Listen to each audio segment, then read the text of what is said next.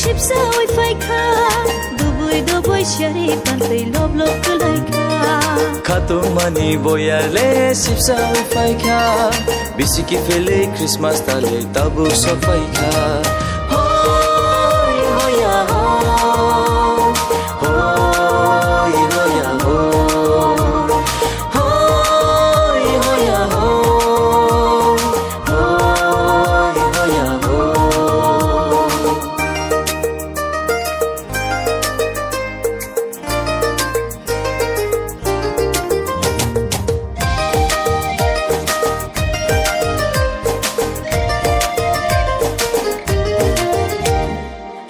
Shop đi khám tam đi khắp bằng sự ra người đang tập vụ tam đi tông thâu người mà xa lại hoa na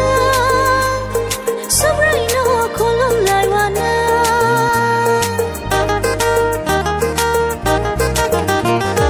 Sumoi shop đi khám tam đi khắp bằng sự ra người đang tập vụ tam đi tông thâu người mà xa lại hoa na sắp rơi nó khô lông lại hoa na Bose mà thằng na Bose Fiona Bose chini langwani bogra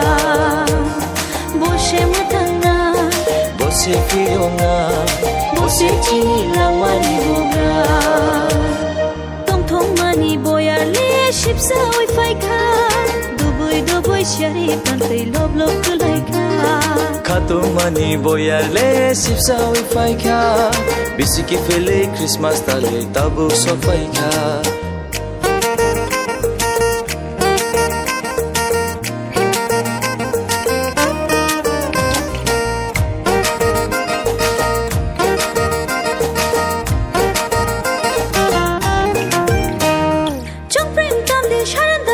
khắp bằng sự ra người khó răng xa đi tông thô người được chạm lại hoa na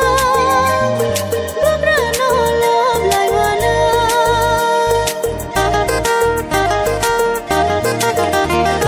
Trong prank tam đi sarin da tam đi khắp bằng sự ra người khó răng xa đi tông thô người được chạm lại hoa na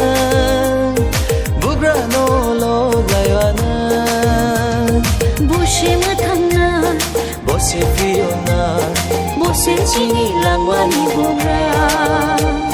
Bose matana Bose Fiona Bose chini langwani bogra Tong thong mani boyar le shipsa oi phai kha dubui shari pantai lob kulai kha Khatu mani boyarle shipsa oi phai kha bisiki fele Christmas tale tabu safai kha